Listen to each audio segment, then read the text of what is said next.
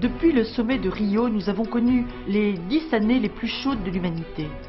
Rappelez-vous la tempête de l'hiver 99, la canicule de l'été 2003, l'ouragan Katrina.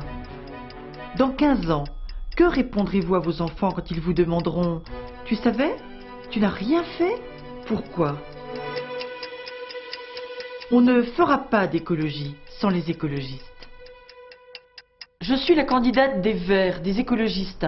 J'ai 48 ans, je suis maman de 2 filles, mais ce n'est pas en tant que femme que je me présente aux élections présidentielles. Je suis médecin, j'ai été militante syndicale, militante associative, militante politique au sein des Verts.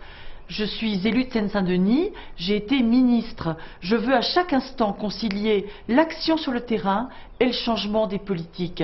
Depuis 20 ans, l'écologie, c'est vraiment toute ma vie. Je suis professeure des écoles. Cette année, j'ai une classe à double niveau, un CP-CM2.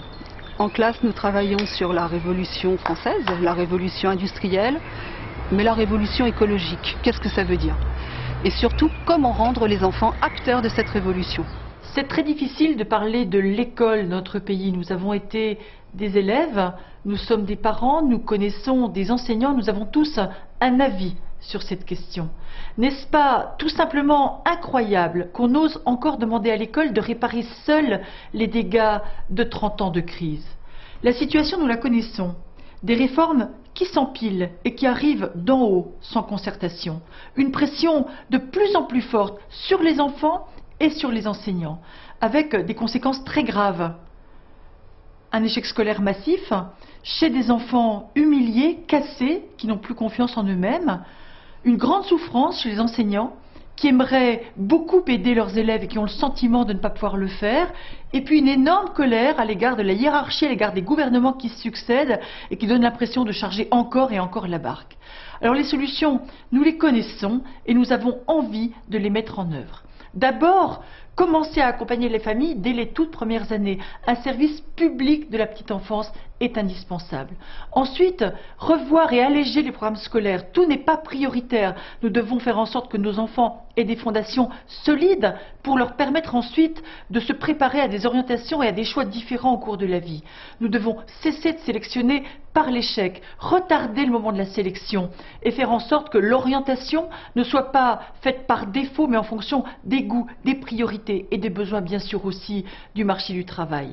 Nous devons rompre avec un discours qui laisse croire que nous donnons plus à ceux qui ont moins alors que c'est exactement l'inverse qui se produit. Et puis nous devons permettre aux enseignants de se recentrer sur leur mission première, enseigner, en faisant entrer d'autres adultes dans l'école, des assistants d'éducation pour accompagner tous les temps de la vie scolaire, des éducateurs pour permettre aux enfants handicapés d'être accueillis effectivement comme le prévoit la loi, mais aussi des enseignants de langue régionale, des militants associatifs, des représentants des réseaux de l'éducation populaire.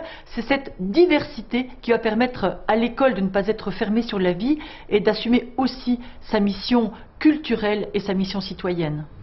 En tant que médecin généraliste, je suis de plus en plus confronté à des patients qui se posent des questions sur les nouveaux risques, que ce soit sur la pollution, les OGM ou la grippe aviaire. J'aimerais bien savoir quelles sont les réponses que la révolution écologique peut apporter à ces nouveaux risques.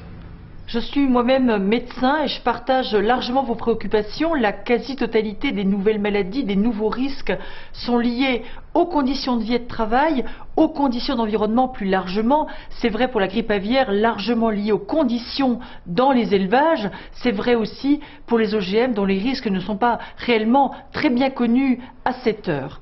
Alors nous avons le choix entre deux stratégies.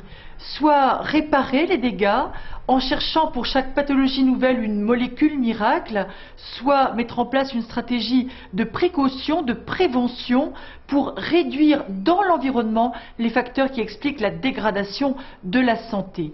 Pour être très concret, est-ce que nous allons continuer à chercher une pilule miracle contre l'obésité ou conseiller un bon équilibre alimentaire et la pratique d'un exercice physique régulier? Est-ce que nous allons dire aux agriculteurs qui souffrent de stérilité ou de problèmes immunitaires qu'ils doivent tolérer, accepter les pesticides? Ou est-ce que nous allons réduire l'usage de ces molécules toxiques dans les pratiques agricoles. Nous souhaitons donc privilégier la prévention, l'éducation sanitaire, remettre le généraliste au cœur du système de santé, ce qui suppose qu'on travaille sur les conditions de son installation dans les quartiers difficiles, dans les zones rurales, y compris financièrement. Ce qui suppose aussi qu'on développe des nouvelles modalités d'exercice, des maisons médicales, des réseaux de santé, des centres de santé, où les professionnels et les usagers pourraient travailler ensemble. L'enjeu est tout simple, il s'agit de passer d'un système de soins qui fonctionne au profit des professionnels à un système de santé conçu dans l'intérêt de chacun d'entre nous.